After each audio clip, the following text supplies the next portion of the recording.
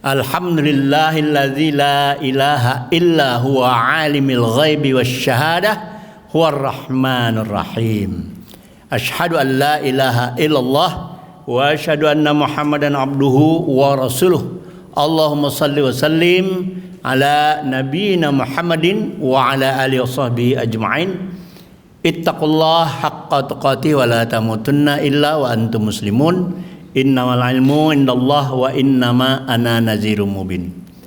Jamaah kajian Ahad pagi Masjid At-Tanwir PP Muhammadiyah di Jakarta, yang insyaallah kita semuanya yang ada dalam kegiatan ini, baik pendengar di TV-mu, pemirsa TV-mu ya, maupun pemirsa 94 lainnya berupa rekamannya, insyaallah kita semua mendapatkan ampunan dan pertolongan dari Allah Subhanahu wa taala.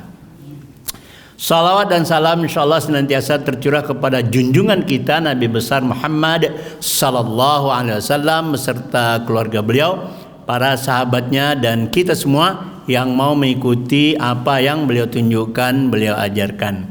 Nah, kita sudah masih di bulan Muharram ya.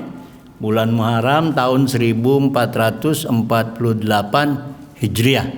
Ya, alhamdulillah. Ini ada majalah tablik terbaru ya. Kebetulan saya yang bagian distributor nih. Ini membahas tentang masjid memakmurkan dan dimakmurkan. Nah, ya, dari Muhammadiyah untuk umat ya. Ini sudah beredar, baru saja sedang kita packing untuk dikirim ke seluruh Indonesia pelanggannya. Bagi yang berminat, di bawah dekat pintu lift itu ada dengan sekadar infak 20.000 lah. Cemplungin aja, situ ada barcode-nya juga kalau mau pakai kiris ya. Insyaallah.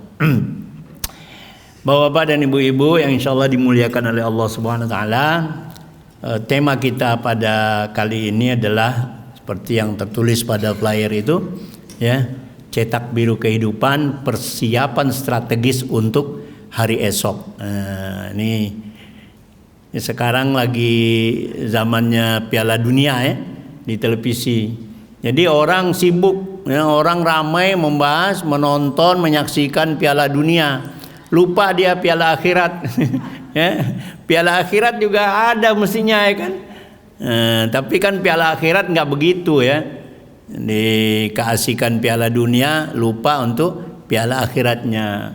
Mestinya jam tayangnya jam 00 kalau saya nggak salah tuh, jam 00. Itu kan jamnya orang ya asiknya tidur, atau kalau kebangun selesai main bolanya tahajud lah ya kan. Ini enggak ya kan.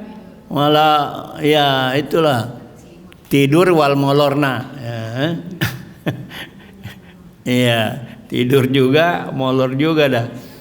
Nah ini, jadi bagaimana kesadaran kita bukan hanya mencari Piala Dunia, pengen tahu Piala Dunia, tapi juga kita kepingin tahu bagaimana Piala Akhirat. Ya, cocok nggak Bu? Ya Bu ya. Ya, udah pernah lihat belum Piala Dunianya? Pialanya sendiri udah kali ya, di TV ditayangin, tapi Piala Akhirat kan belum kan? Justru itu yang bikin penasaran kan? Karena belum kita lihat. Ya, bisa nanti dilihat Pak, syaratnya mati dulu ya. Ada syaratnya ya. Alhamdulillah.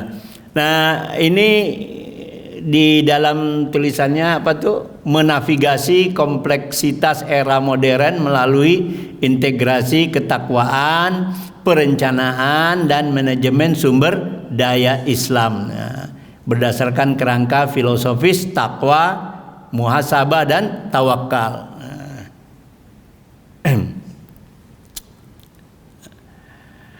Redefinisi hari esok dalam paradigma Islam. Nah, ini hari esok kita ini sebetulnya itu kalau dalam ayat itu kan bunyinya ya ayyuhallazina amanu ittaqullah. Ya ayyuhallazina amanu taqullah wal tanzur nafsum ma qaddamat lighad wattaqullah innallaha khabirum bima ta'malun.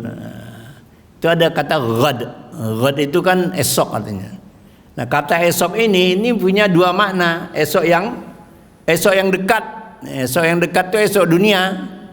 Ya mungkin ya kalau sekarang hari Ahad, tentu esoknya hari Isnin ya, Senin. Esoknya lagi Selasa dan seterusnya. Atau mungkin esoknya itu esok yang pekan depan ya, pekan depan. Atau juga esoknya lagi bulan depan ya. Atau esoknya lagi yang lebih jauh lagi tahun depan. Nah, esok yang jauh lagi setelah tahun depan mungkin apa ya? Windu depan ya. Kalau sempat ya kan. Nah, adik esoknya dunia itu bagi kita yang hidup berbatas. Nah, maka ada esok yang jauh, esok yang kedua itu, esok yang jauh adalah kehidupan abadi, tempat memanen hasil pertanggungjawaban mutlak. Nah, ini ilmunya eskatologi ya, kehidupan setelah kematian nanti. Jadi persiapan hari esok itu merangkum dua dimensi, persiapan kehidupan dunia yang bertanggung jawab dan persiapan abadi di akhirat. Keduanya bermula dari satu titik yang sama, yaitu ketakwaan. Dan itu semua dimulai dari sekarang gitu. Mulai dari hari ini. Sebetulnya mulai dari kita lahir ya. Kita lahir, mulai kemudian kita mencapai akil balik gitu. Nah, dimulai saat akil balik itulah mulai ada perhitungannya. Nah, di dalam ayatnya tadi surat Al-Hasr ayat 18, ya ayyuhallazina amanu taqullah wal tanzur nafsum ma qaddamat lighad wattaqullah innallaha khabirum bima ta'malun. Ayat ini benar-benar satu ayat yang satu di antara panggilan Allah yang paling mulia ya. Itu kalau di PRM Gedong nih ada Pak Muksin ya, ketua PRM Gedong. Beliau ini bersama dengan LDK membina Mu'alaf ya, Mu'alaf Learning Center. Nah, yang Mu'alaf itu mungkin pernah baca Alkitabnya itu ya. Di sana ada nggak panggilan hai orang-orang yang beriman? Apa? Nggak ada? Ada ya. Panggilan hai orang-orang yang beriman itu di Al-Quran. Di kitab lain saya belum ketemu gitu ya. Saya belum ketemu. Baik pokoknya di kitab lain lah belum ketemu. Dan ini panggilan yang indah sebetulnya ya. Panggilan istimewa. Jadi yang dipanggil hanya orang-orang yang beriman. Maka kalau orang-orang beriman itu dia mesti mencari nih apa saja panggilan itu di dalam Al-Quran. Berapa banyak panggilan itu? Berapa yang sudah bisa kita laksanakan dari panggilan tersebut gitu. Karena panggilannya ya ayyuhallazina amanu, hai orang-orang yang beriman, maka yang ditanya kan hati kita sebenarnya. Ya. Kita ini beriman apa enggak gitu. Kalau kita merasa beriman, nah, maka ini panggilan yang ada dalam Al-Quran itu ada berapa? 89 apa 90? Nah, saya nggak mau kasih tepatnya supaya nyari ya. Kalau nggak nyari nanti nggak enak ya. Jadi saya bilang aja ya 89, 90 apa 100 gitu ya. Nah, cari. Jadi nanti semangat, kumpulin ya. Kumpulin kita udah berapa bisa menyanggupi ya, Allah panggil hai orang-orang yang beriman, nah, kita berapa sanggup melaksanakannya. Karena belum tentu semua kita sanggup kita. Ya. Kalau kita bisa sanggup 80% aja, kalau kata Bu Guru ya, soal umpamanya 10 ya, betul 8 itu nilainya kan 8 gitu ya. Soal 100 betul 80, ah itu nilainya 8 kan. Alhamdulillah gitu. Nilainya 8 lulus insyaallah kan. Tapi ya enggak gitu-gitu juga lah ya. Nah, jadi panggilan ya ayyuhallazina amanu ini menurut yang pernah kita pelajari pada kajian Ahad pagi di zaman almarhum guru kita ya, guru kami terutama Profesor Dr. Yunahar Ilyas LCMA, beliau katakan al-imanu yazidu ya, tasdiqun biqalbi ya, membenarkan dengan hati, wa aqraru bil lisan, dan mengikrarkan dengan lisan, wa amalu bil arkan, dan mengamalkan dengan seluruh anggota tubuh, anggota badan. Nah, itu yang iman. Jadi kalau udah tahu apa yang kita imani, kan rukun iman kita itu ada 6. Ya. Ini ada kemarin tahun lalu tuh viral Bu di media sosial, anak SMA wanita itu siswi ditanya rukun iman nggak tahu, padahal sekolahnya sekolah Islam. Nah, jadi ada penyakit besar di situ, berarti kan rukun iman aja dia nggak tahu. Ternyata memang rukun iman kita yang 6 itu belum tentu benar-benar kita bisa pahami dengan sungguh. Mungkin paham, tapi malah ada yang membangkang. Orang itu beriman kepada Allah, tapi terhadap iman hari akhir agak dikit-dikit rada-rada rusak gitu. Ya, kenapa rusaknya? Karena dia berani korupsi. Ya, iya, berarti dia nggak percaya ada hari akhir, nanti dia dituntut, ya kan? Dia bakal gitu, rusak imannya kan? Mungkin juga dia nggak begitu beriman kepada kitab Allah atau kepada Nabi Allah, ya kan? Iman kepada para nabi, para rasul kan? Jadi dia pilih-pilih, ya. Kalau ngaji maunya kalau yang nambah bini, tuh senang itu. Kalau ngaji mau yang masalah yang ketawa-ketawa banyak, tuh senang, ya. Rusak, ya. Ini kerusakan-kerusakan seperti ini mestinya kita sendiri yang tahu. Ya. Kita nggak usah tuding orang, si ini nggak usah.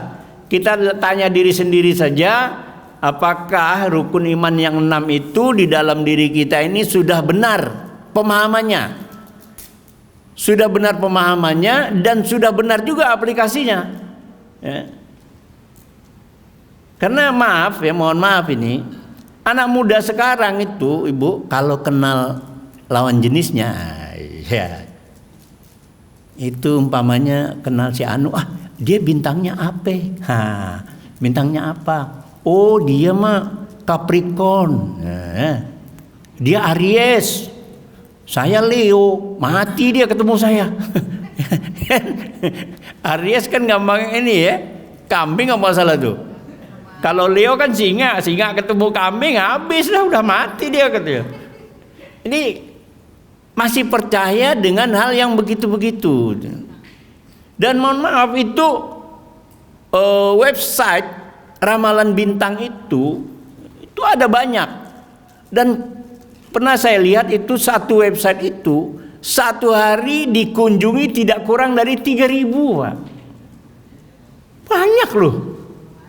Banyak yang pengen tahu itu. Bahkan majalah-majalah kita ini sekarang udah agak kurang. Kalau majalah tahun-tahun 80-an, 90-an itu selalu ada itu ramalan bintang.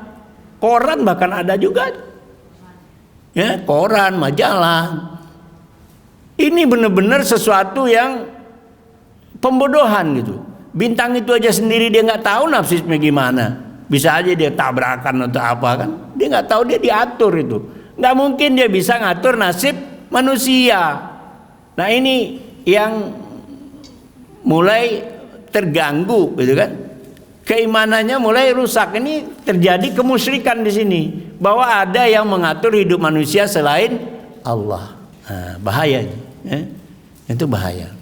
Nah, dalam hal panggilannya ayyuhallazina amanu tadi, ketika memang kita merasa kita sudah bisa mengevaluasi diri kita bahwa kita adalah termasuk hamba-hamba Allah yang beriman, ya, meskipun belum mencapai makam, ya, makam mukmin yang sebenarnya, tapi kita berusaha untuk itu. Nah, ya, setidaknya berusaha untuk itu. Saya sendiri pribadi saya belum bisa menyatakan saya udah pada makam mukmin yang sebenarnya itu, nggak berani, nggak berani untuk menyatakan diri sudah demikian. Tapi selalu akan berusaha untuk memelihara iman tersebut. Karena kata Rasulullah juga al-imanu yazidu wa yanqus. Dia kadang bertambah, kadang berkurang. Bagaimana bisa bertambah? Bertambah kalau kita setiap hari semakin banyak beribadah. Ya. Dan hebatnya umat Islam itu, seorang muslimin, muslimah itu semua kegiatannya itu bisa bernilai ibadah. Ya. Semua mau apa? Datang ke masjid dari rumah baca bismillah, berangkat sambil di jalan berdoa, ada batu di tengah jalan dipinggirin, ya kan? Enggak. Tapi kalau ada trafikon jangan. Kata Pak Ustadz, kalau ada yang mengalih jalan dipindahin. Trafikon ditaruh Pak, dipindahin. Marah di sub, jangan ya. Itu ada urusannya itu. Ya. Jadi yang begitu-gitu ya, nah, kita pahami bahwa semua kegiatan hidup kita ini, kegiatan sehari-hari kita bisa bernilai ibadah. Innama amalu bin niat. Sesungguhnya amal kita itu tergantung niatnya. Bisa nilai ibadah, tapi bisa juga enggak. Kalau kepengennya tar dipuji. Ya. Betapa banyak sekarang, mohon maaf ini ya. Sekarang itu di media sosial, baik di Facebook, di Instagram, ya, orang itu berlomba-lomba pencitraan diri, ya, supaya dianggap sangat soleh dia. Ya. Ada yang selalu WA saya jam 2 pagi, Bu. Saya jawabnya kadang-kadang udah pukul 5:30. Iya, tapi kadang-kadang saya jawab juga jam 2 gitu. Maksudnya apa? Supaya jangan timbul rasa bahwa Ustadz ini sholat tahajud terus itu. Kan kayak ini, kita jaga diri, jangan sampai ini orang. Nah, begitu juga. Kalau dia begitu saya seneng. Ya, alhamdulillah, berarti dia punya amalan yang bagus gitu kan. Saya nggak pernah protes, saya tiap dia assalamualaikum aja itu saya jawabnya waalaikumsalam, begitu aja terus. Itu tiap hari, every day. Selalu, always, nggak pernah never, Bu. Iya. Pokoknya ya tiap hari everyday, selalu always, nggak pernah never dia. Apakah itu mereka itu pencitraan? Saya kira kalau enggak juga, jangan-jangan dia memang sengaja. Lalu nanti di WA kita, Bu, di grup WA ada yang tahajud, sekarang tahajud, ada yang ngirim doa, tahajud, itu rame. Rupanya dia habis ngesek tahajud langsung tidur. Jangan-jangan kita nggak tahu ya kan. Iya, tapi bagaimana mengasih tulisan tahajud di grup WA, orang itu baca gimana ya? Ya orangnya masih tidur yang di grup itu kan. Tapi yang akan melihat baca itu kan orang yang bangun. Mungkin ngirim alarm kali ya biar bangun beneran. Tapi itulah, itu sebenarnya bagaimana ya Ustaz? Kita berhusnuzon saja, berprasangka baik bahwa saudara kita, teman kita yang mengirim itu, mereka sedang mengajak kita untuk mendekatkan diri kepada Allah. Nah, jadi nggak usah, dia pencitraan, nggak usah, ya. Itu orang dengan semangatnya. Mungkin dulu dia lalai, mungkin, ya kan? Mungkin dia dulu lalai. Bahkan saya lihat, saya kan ada di grup Kors Mubalik, ada beberapa nih, ya, grup-grup Mubalik banyak saya dari mulai semua ada, MUI, Muhammadiyah, macam-macam ya. Itu nggak ada tuh yang bangunin tahajud gitu, nggak ada. Tapi grup yang umum tuh ada. Jadi alhamdulillah, ya kan. Jadi maksudnya jangan, kalau ada teman kita yang ngasih begitu maupun kita sendiri itu nggak usah. Artinya begini, yang penting niat kita itu yang diluruskan, ya, sehingga iman kita itu yazidu wa yanqus itu bisa benar penerapannya, gitu ya. Nah, dia akan bertambah. Ketika kita mengajak orang tahajud, kita juga tahajud, gitu. Nah, tapi kalau kita umpamanya nggak mampu, kalau ada yang nggak mampu Pak, salat tahajudnya tapi bangun cuman bisa 2 rakaat, karena selesai 2 rakaat itu udah ngantuk lagi. Rupanya dia minum obat, obatnya tuh bikin ngantuk. Ada jenis-jenis macam, kalau obat flu, ya kan? Buat flu, Pak, kalau flu lebih dari 2 minggu itu kalau udah diobati itu bawanya ke Deplu, departemen flu. Nggak sembuh juga gitu ya, umpama nih ya. Ini umpama aja gitu. Nah, akibatnya tidurnya pules ya. Tapi nggak apa-apa, kan sholat tahajud itu bagus ya, meningkatkan keimanan kita, ketakwaan kita. Tapi kan dia bukan sholat wajib ya. Nah, saudara kita bisa melaksanakan salat wajib yang benar-benar istiqomah, itu bagus ya. Nah, ditambah lagi dengan bisa melaksanakan salat sunnahnya, alhamdulillah ya. Ada orang yang nggak mampu tahajud karena siang kerjanya capek banget ya. Malam udah tidur pulas miring, ileran lagi. Ya, udah miring, ngiler lagi kan, pules banget tidur. Bangun-bangunnya udah setelah azan subuh, ya nggak apa-apa. Ya. Tapi dia masih dapat waktu subuh, dia sholat, alhamdulillah. Nah itulah, maka orang-orang yang memelihara keimanannya inilah yang Allah panggil, ya ayyuhallazina amanu taqullah, untuk bertakwa kepada Allah. Nah, syarat dasarnya iman sebagai landasan daripada niat. Jadi ittaqullah, ya. Ini dipanggil untuk bertakwa. Kemudian ada wal tanzur. Nah, ini artinya perhatikanlah atau rencanakanlah instruksi untuk menyusun strategi masa depan. Ittaqullah. Jadi ayat ini diapit dengan dua kata takwa, ya. Dua kata takwa. Jadi di depan ada ayyuhallazina amanu taqullah, takwa kepada Allah. Kemudian wal tanzur nafsum ma qaddamat lighad, ittaqullah. Diulang lagi dengan wattaqullah lagi. Jadi satu perintah diapit oleh dua perintah takwa. Berarti nilainya ini pasti sangat tinggi, karena takwa itu adalah makam muslim makam muslim di dunia yang sangat tinggi, ya. Orang yang bertakwa. Maka perintah wal tanzur nafsum ma qaddamat lighad ini posisinya sangat tinggi sekali, ya. Nah, di dalam menurut Imam Nasiruddin Albani, kata takwa yang pertama, ya, kan amanu iman, kemudian takwa, ini berdekatan, ya. Panggilan untuk orang beriman dan perintah bertakwanya berdekatan, ya ayyuhallazina amanu taqullah, ya, berdekatan. Maka takwa di sini perlu ada dua hal pokok. Yang pertama tasfiyah. Tasfiyah itu adalah pemurnian, ya. Yang kedua tarbiyah, yaitu pendidikan. Tasfiyah, pemurnian ini menjadi penting. Kenapa? Karena seperti tadi, dia sudah termasuk orang muslim, dia sudah merasa dirinya beriman, tapi keimanannya belum murni, masih percaya dengan ramalan bintang, ya. Masih juga sesajen. Mohon maaf ya Bapak Ibu, banyak pedagang makanan itu masih menggunakan kerjasama dengan jin. Panglaris, Bu, ya. Panglaris, pakai panglarisan, ya. Saya belum ketemu hadisnya bahwa Rasulullah itu kan pedagang. Ada hal yang demikian gitu, kerjasama sama jin dalam dagang. Jadi kalau nggak ada dilakukan Rasulullah, ini kita lagi ikut Nabi yang mana? Apa kita lagi ngikutin Nabi Arin yang ngebiarin doang gitu? Nah, Nabi Arinnya dibiarin aja.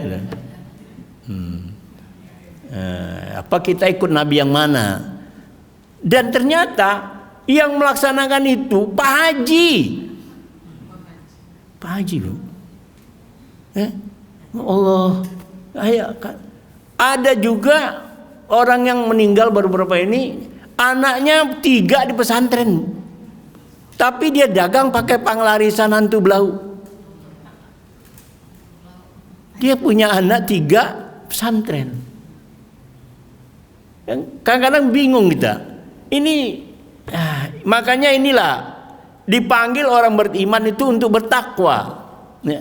Untuk bertakwa itu menurut Imam Nasiruddin Albani adalah perlu adanya tasfiyah, pemurnian dari akidah itu, pemurnian tauhid itu. Yakinlah kalau Allah itu Maha Pemberi rezeki. Nggak usah pakai panglaris, ya. Panglaris. Oh, penglaris. Saya kira ini panglima. Panglima laris. Jadi nggak perlu pakai, ini kan kerjasama dengan jin, ya.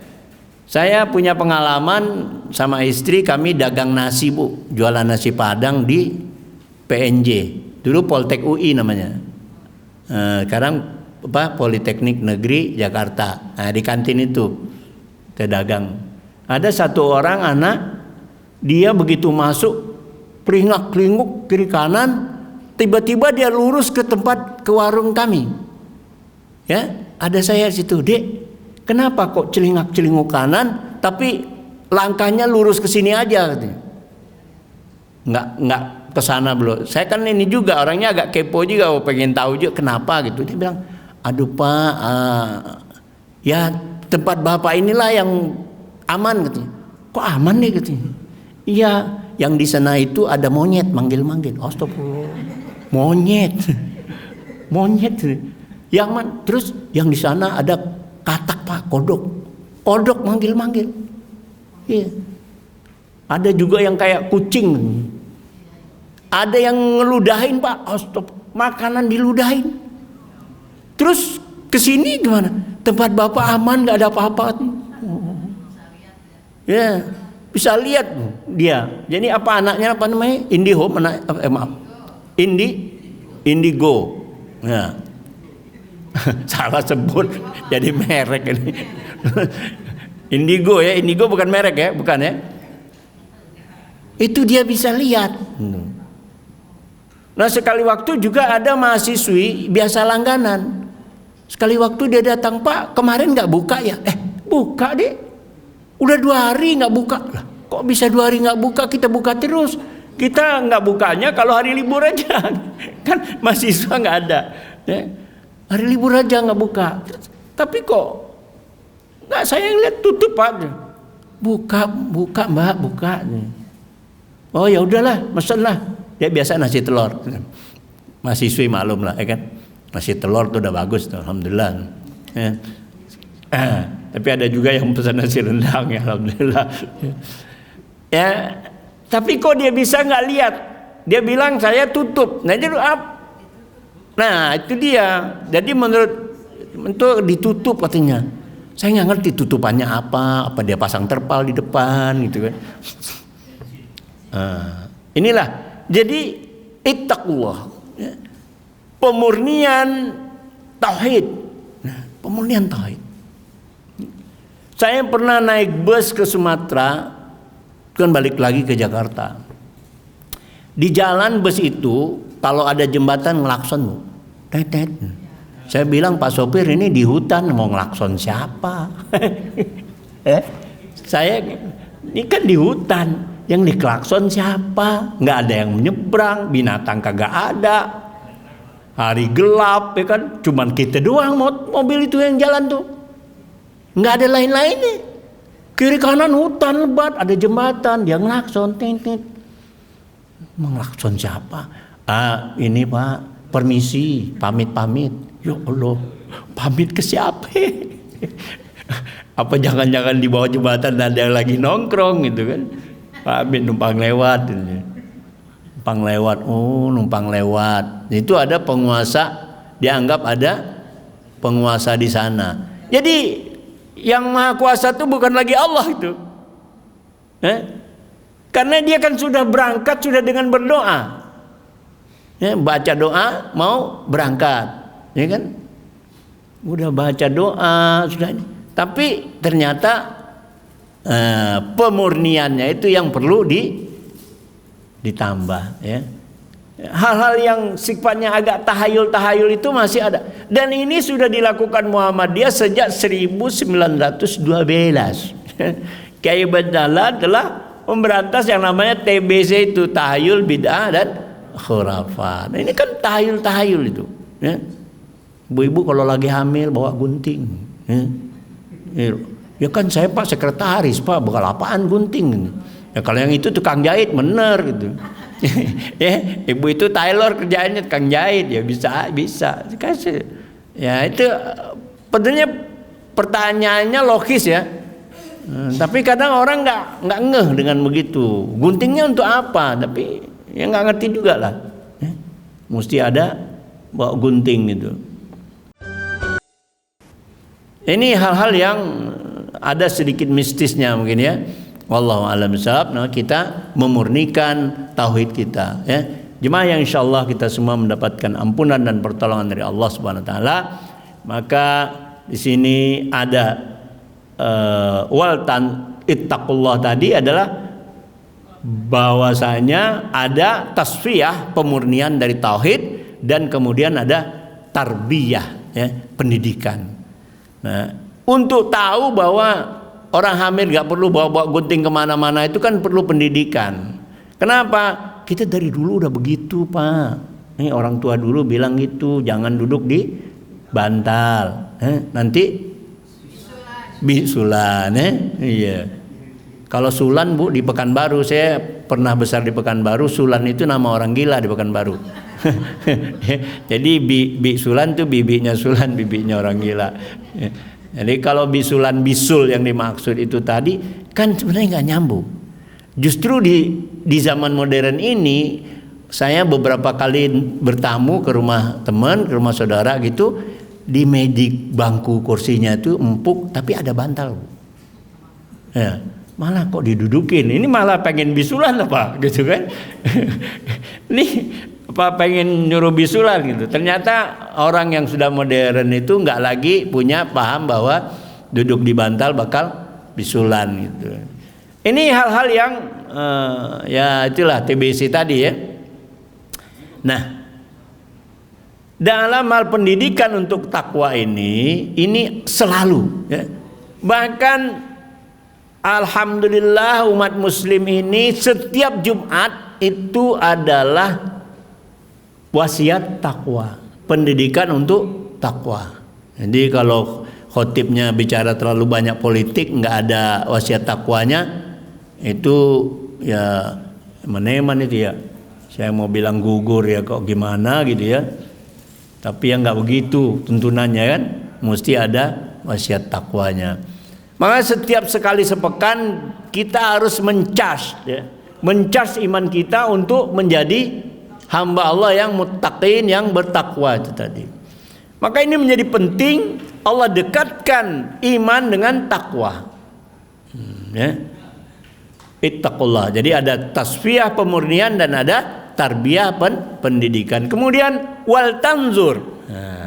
Wal tanzur ini anatominya al tanzur lebih dari sekedar melihat atau memperhatikan ya. Kalau dalam terjemahkan hendaklah kamu perhatikan itu ya. Hendaklah memperhatikan. Wal tanzur ini kalau secara arti makna itu bisa bermakna tata'ammal atau merenungkan ya.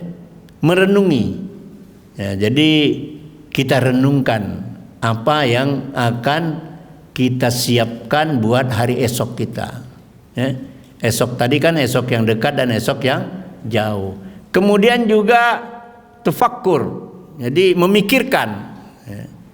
Jadi berpikir, ya, menganalisa ya, kondisi saat ini secara logis. Bagaimana kondisi sekarang? Itu kita pikirin. Ya. Kemampuan sekarang begini, usaha begini, ya tak? Kemudian juga tabsyir.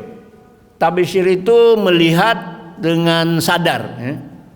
Melihat dengan kesadaran. Kan ada orang melihat tapi halu ya.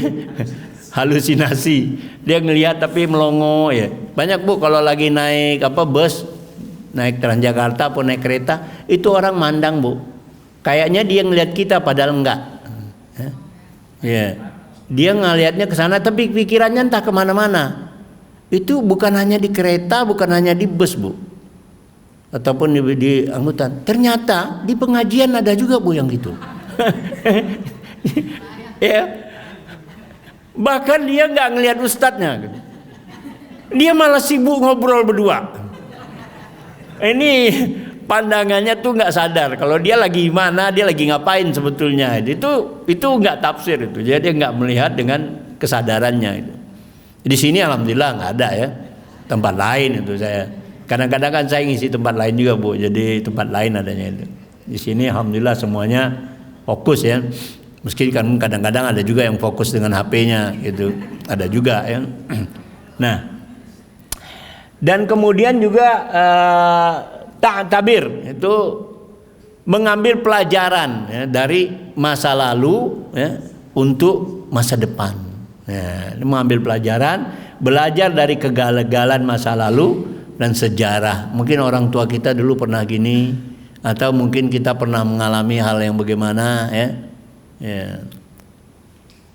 Saya punya pelajaran, saya dapat pelajaran waktu di Mekah dulu.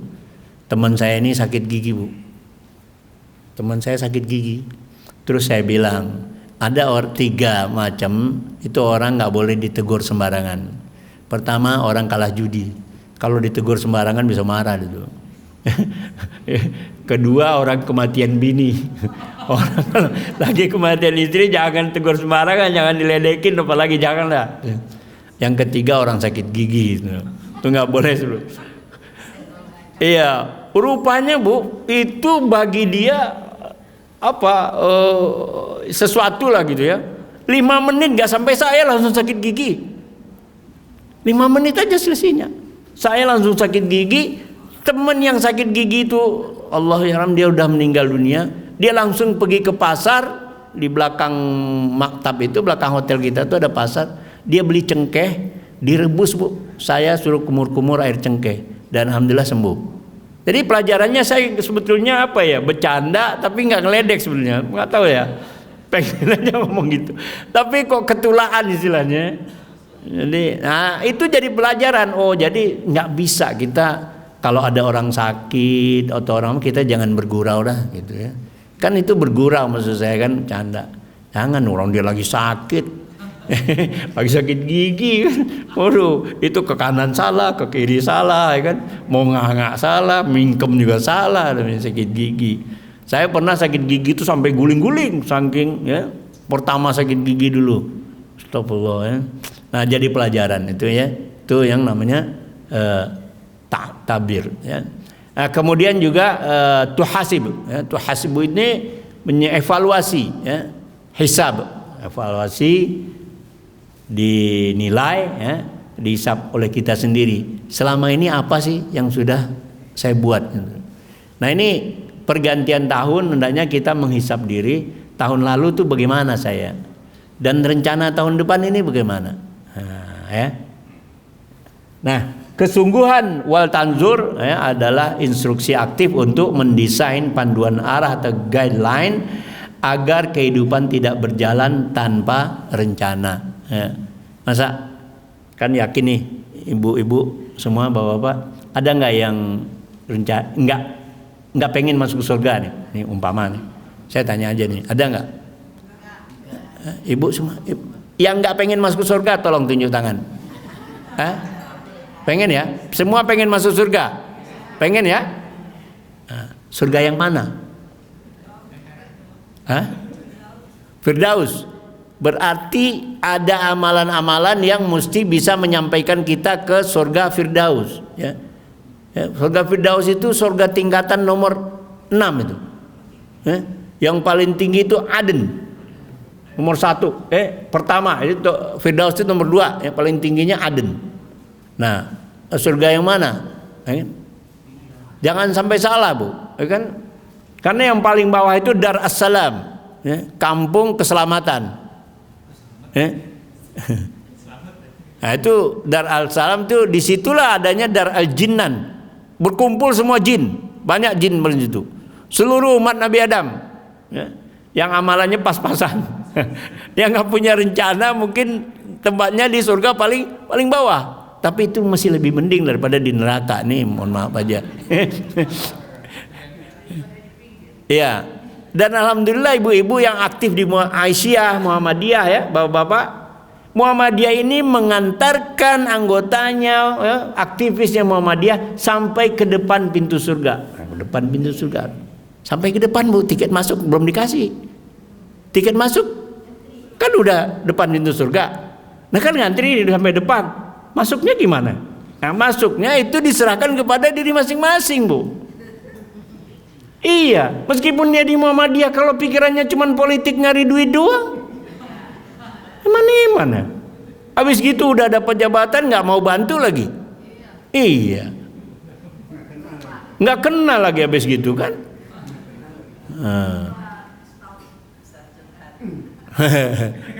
Ada yang curhat. Ada yang curhat.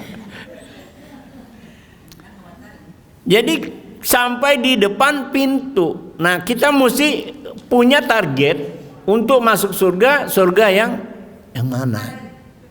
Surga paling tinggi. Artinya kita mesti layak untuk dapat tiketnya itu kan? Kan kita merasa diri layak nggak? Dan kita evaluasi. Kalau nggak kita evaluasi, kita hanya merasa, perasaan gue masuk surga deh, gitu kan? Kan jangan-jangan hanya merasa. Ini maksud saya bukan untuk merendah-rendahkan, bukan. Tapi maksud saya ini untuk membangun supaya optimisme. Kita juga bukan hanya membangun optimisme, oh saya pasti masuk surga, bukan seperti itu. Karena ujung akhir hidup kita ini kita nggak tahu apakah husnul khotimah apa su'ul khotimah. Ya, di Tebet ada bu, saking pengennya dia mati husnul khotimah, dia punya anak dinamain si Husnul. Yang perempuan dinamain si Khotimah. Jadi dia udah punya husnul khotimah. Kasian juga saya bilang. Tapi ya udahlah, itu niatnya bagus ya. Tapi pengetahuannya kurang, gitu aja. Jadi kita punya guideline ya. Ini bikin pos kamling aja itu pasti ada rencana bu. Posyandu ya. Dibikin itu rencananya ya. Pos RW itu, pos kamling ada bangunannya kan? Nah, kan dibuat itu rencana anggaran biayanya berapa ya. Mulai dikerjakan kapan, yang tukangnya siapa ya, pengawasnya siapa, biayanya berapa, kan semua tuh. Itu baru pengen rumah kecil di dunia. Bagaimana yang pengen punya istana di surga? Pengen istana di surga apa ngontrak bu? Di surga gak ada ngontrak ya. Iya. Nah, kalau pengen yang begitu tentunya punya rencana. Punya rencana. Kalau pengen di Jannatul Firdaus ya. Jannatul Ma'wa, Jannatul Naim, surga yang penuh kenikmatan. Masya Allah. Pokoknya semua di situ nikmat deh kalau Jannatul Naim tuh. Ya. Mau makan nasi apa aja nikmat itu. Gratis lagi gak bayar. Udah nggak ada situ. Nggak ada.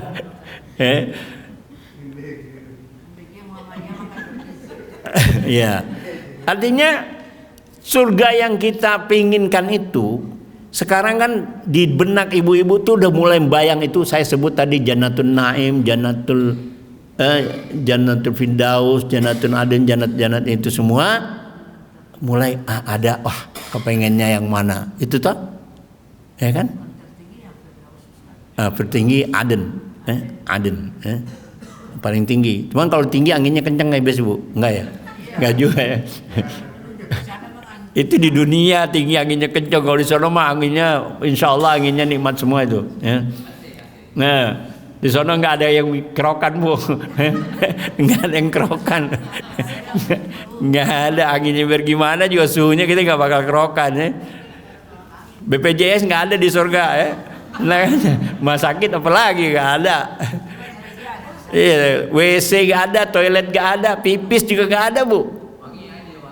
Wangi aja, kita nggak ada pipis, nggak ada nggak ada. Iya, kita tuh otomatis tubuhnya bersih aja gitu. Ya, maka nanti di surga nggak ada pabrik tisu, nggak ada. Itu ya, pokoknya nikmat lah, gitu ya. Nah itu kita kan rencanakan sekarang. Gimana Ustaz merencanakannya? Ditulis bu. Kalau merencanakan tuh ditulis. Kayak tadi pos kamling kan ditulis. Ditulis ya. Ini saya pekan depan amalan saya apa? Ditulis. Kalau nggak ditulis, ya dia seperti angin lalu aja, lewat aja. Sama kalau ngaji cuman jiping bu. Ngaji kuping. Ya. kagak nulis, lewat. Bisa lewat. Tapi mungkin sekarang dengar tapi sampai rumah nulis, ya. Kan Allah allazi 'allama bil qalam. Itu kan 5 ayat pertama turun itu Allah, termasuk allazi 'allama bil qalam. Allah, dialah Allah yang mengajarkan dengan memberikan ilmu dengan tulisan. Bahkan ada satu surat khusus, surat Al-Qalam, itu kan? Kita mesti nulis. Wah, Pak Ustadz, bid'ah itu. Nabi kan nggak bisa nulis. Ya, Nabi nggak bisa. Iya juga, Nabi juga nggak bisa WA gitu mah. Ya nggak gitu-gitu banget ya gitu. Kita ini memang umat Nabi Muhammad disuruh oleh Nabi supaya bisa nulis. Karena Nabi menyuruh Zaid bin Sabit untuk nulis Al-Quran itu. Ya. Jadi Rasulullah nyuruh umatnya bisa nulis, bisa baca, bisa tulis. Ada orang yang bisa tulis tapi nggak bisa baca. Itu menurut pelawak, ya. Menurut pelawak, dia bisa nulis nggak bisa baca. Tapi kalau kita bisa nulis pasti bisa baca lah, ya. Jadi kita tulis rencana kita apa? Loh, gimana nulisnya? Paling simple, gampang tuh, kalender yang lama, Bu. Balik belakangnya kan putih doang tuh. Putih aja tuh. Udah dicoret aja di situ, di garis-garis tuh. Tanggal sekiannya ada kan tanggal-tanggalnya. Nah, ini apaan? Kalau enggak kalendernya belinya agak gedean, tanggal sekian mau ngapain? Tulis tuh. Ya. Sekarang bisa juga nulis di handphone juga bisa, kan ada Google tanggal, ya, Google tanggal. Bisa nulis di situ. Kalau dulu mungkin, maaf, saya ini udah termasuk lansia ya. Dulu saya waktu muda itu pernah ngetren itu nulis diary. Ya. Ingat Pak, diary, ya. Ada Ibu? Diary ya. Pernah yang nulis diary? Nona yang masih muda nulis diary juga. Oh, berarti masih ada tren itu ya? Masih ya? Masya Allah ya. Dulu Pak nulis diary Pak. Itu saya pernah baca diary teman saya itu semuanya isinya keluh kesah. Semua keluh kesah. Ini gimana nih diary? Lu gak punya perencanaan lu besok mau ngapain gitu kan? Diary itu tulis kejadian hari ini dan lu besok mau ngapain, lu tulis tanggalnya ya. Yuk orang tulis tanggal berapa, yuk mau kerja mau bikin apa, yuk tulis di situ. Halaman berapa? Kan ada tanggalnya. Tulis halaman sekian, gua mau ibadah ini. Gua dapat gaji, mau kasih duit buat masjid sekian, buat Ibu Aisyah ini bantu anak-anak bergizi, bantu ibu-ibu hamil, ya kan? Kayak gitu. Jadi dibuat rencananya. Kalau dibuat rencananya, insya Allah dikabulkan oleh Allah. Ya. Anak muda sekarang mesti punya rencana, mesti. Ya. Sebelum nikah punya rencana. Pada umur berapa begitu pernikahan bisa punya rumah. Ada yang udah masih bujangan udah punya rumah, ada Bu. Ya. Dulu anaknya Pak Harto itu belum nikah udah punya rumah. Dulu ya kan, masih muda masih bujangan udah punya rumah. Tapi sekarang secara umum jarang ya. Bahkan yang udah punya istri juga masih tinggal di rumah di villa mertua indah, ya kan? Ada di sini yang begitu di rumahnya. Banyak. Ya. Keluarga masih, anak-anak masih nempel sama orang tua. Kenapa? Si anak tidak memotivasi diri untuk punya rumah, nggak punya rencana. Maka bikin rencananya. Rencanakan nih saya mau nikah punya rumah, itu harus diikrarkan. Nah, itu bagian dari iman, diikrarkan dalam bahwa mau punya rumah, mau punya mobil, mau mengurus, mau jadi takmir masjid, itu diikrarkan, direncanakan. Kalau nggak direncanakan lewat aja dia, nggak ditulis apalagi lewat. Maka perlu rencana. Nah, perencanaan ini adalah penting ya, karena apa? Kita mengetahui bahwa kita ini sudah ada takdir dari Allah. Itu kan iman kita tuh, ya. takdir bahwa kita lahir tanggal sekian, itu kita yang nentuin atau gimana? Enggak kan? Lahir dari perut ibu yang mana? Itu kan ketentuan Allah. Lahirnya di mana? Saya Bu, kalau boleh dulu lahirnya dari perut Bu Tin, langsung kaya saya. Itu umpama itu. Tapi kan nggak kayak gitu, kan nggak pengen kita itu, ya kan? Itu kan ketentuan Allah. Nah itu, yang mana yang ketentuan Allah? Dan ketentuan Allah itu juga seseorang mau mati kapan, ya, itu sudah Allah tentukan. Tapi juga ada hadis bisa yang Allah cepatkan ataupun tidak, waktunya udah ditetapkan Allah tidak akan dicepatkan maupun dimundurkan. Tapi sekarang yang terjadi di masyarakat kita, kalau ada orang meninggal yang ditanya sakit apa? Nah enggak, Pak? Mana? Dia meninggal, meninggal sakit apa? Jadi tanya sakit. Padahal meninggal itu orang sakit banyak tapi nggak meninggal. Meninggal itu kan karena datangnya tamu terakhir. Ya, kalau malaikat maut datang tuh nggak bisa ditolak tuh Pak. Tamu terakhir datang kita nggak bisa tolak. Jadi itu mau sakit mau enggak. Tapi kalau alhamdulillah kalau orang yang saat akhir hidupnya meninggalnya pakai sakit, itu insya Allah dia semasa dia sakit dia bisa mendekatkan diri kepada Allah, mohon ampun pada Allah, mungkin jalan ampunan bagi Allah. Ada juga udah sakit malah gerutu melulu, ya kan? Nggak dapat ampunan. Nah, ini semua setiap kita ini sudah ditentukan Allah. Itu yang nggak bisa kita desain, nggak bisa kita rencanain. Yang bisa kita rencanain apa yang kita hadapi di dunia ini. Bagaimana kita menghadapi ujian kita. Kita bisa rencanakan. Misalkan masih ada anak yang nebeng di rumah kita terus, kita bisa rencanakan, komunikasikan dengan dia. Gini loh skemanya. Kita buat, rencanakan 3 tahun ke depan kamu akan punya rumah. Mak doain nih. Mak doain. Tapi kamu mesti laksanakan ini gitu. Dibuat langkah-langkahnya. Kalau nggak dibuat langkah-langkahnya, ya saya ngomong kayak gini karena ustadznya kebetulan sih sekolahnya arsitek dulu kan, memang bagian perencanaan. Jadi memang kerjanya tukang rencana-rencana ini.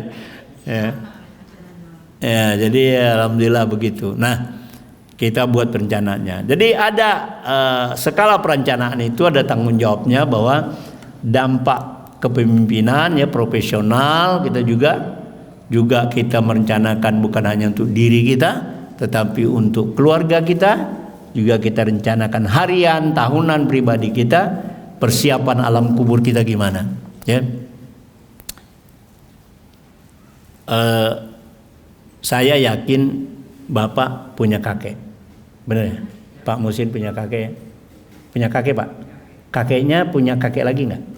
Punya juga. Terus ada kakeknya lagi. Ada terus ya? Ada. Sekarang di mana mereka? Hah? Di mana? Udah kembali ya? Di alam kubur ya? Alam barzah ya? Alam kubur ya? Ngapain ya?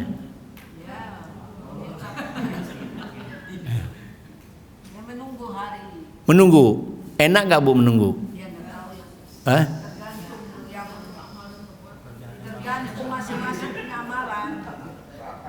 Iya, menunggu itu bisa enak, bisa nggak enak.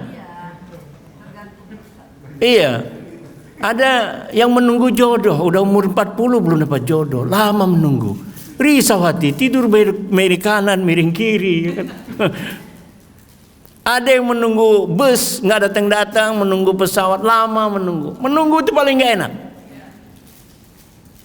Menunggu itu bisa enak kalau orang itu punya kedekatan hati kepada Allah.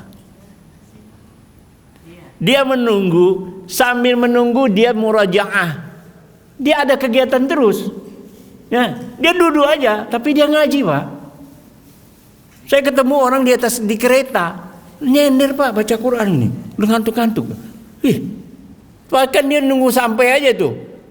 Dari Jakarta Kota sampai Cilebut, miring-miring balanya, ngaji. Pada berdiri itu ngaji. Allah, ini orang Dia tahu ini manfaatkan waktu menunggu. Tapi ada juga yang tidur, pura-pura nggak tahu. Ada ibu hamil, ada nenek-nenek depan, dia tidur pulas pura-pura nggak tahu. Kita mau pilih menunggu secara mana? Secara yang tidur pulas nggak mau tahu itu? Ada juga yang merasa tersiksa, menunggunya nggak enak, udah sempit-sempit gitu, menunggunya nggak enak. Jadi kita pilih menunggu yang mana kita? Kan pilihan kita. Udah kiamat belum? Kan belum kiamat. Kita ini nanti, Bu, mohon maaf ini saya yakin lah, ini ibu-ibu di sini insya Allah umurnya jangan lebih dari 100 dah. Iya, Bu, susah, Bu, umur 100. Kenapa, Ustaz? Itu nyuap aja bisa gini. Nyuap. Nenek saya sampai 125. Masih mata masih. Itu kecualian itu. Hebat itu berarti. Alhamdulillah itu. Nggak banyak orang itu, Bu. Ya, itu bisa dihitung jumlah orangnya gitu tuh.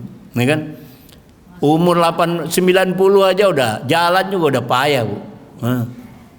Jalan aja. Sekarang aja udah ada yang payah jalan, umur 60 aja udah payah jalan. Ada yang lutut udah masalah, ya. Dari kepala pundak lutut kaki udah masalah. Iya, kan. Gak ada nenek aja kayak kakek juga gitu kan. Jadi kita mesti rencanakan bagaimana waktu kita untuk menunggu itu nanti.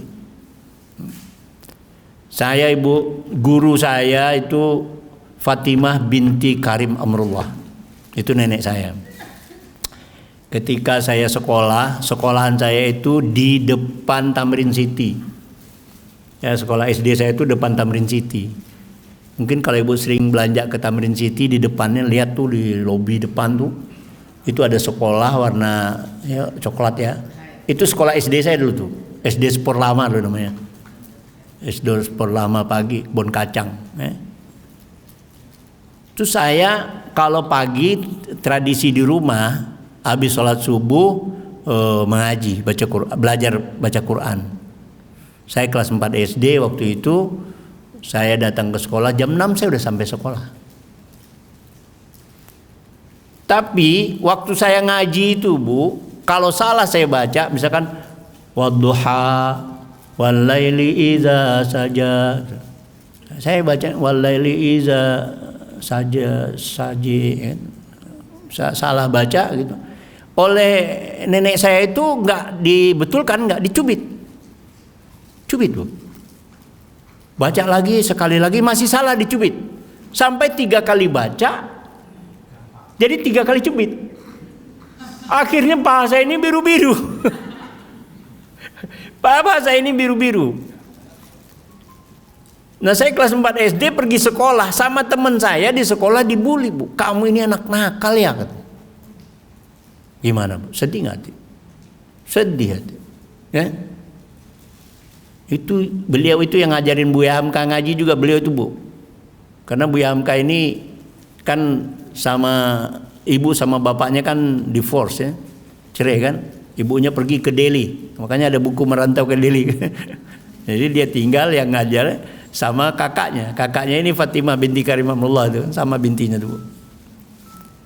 Adik apa kata? Saya pulang dari sekolah, teman saya bilang di sekolah tadi, kamu ini anak nakal. Saya pulang sampai rumah saya bilang ke nenek saya itu. Saya panggilnya Andung. Kok Andung?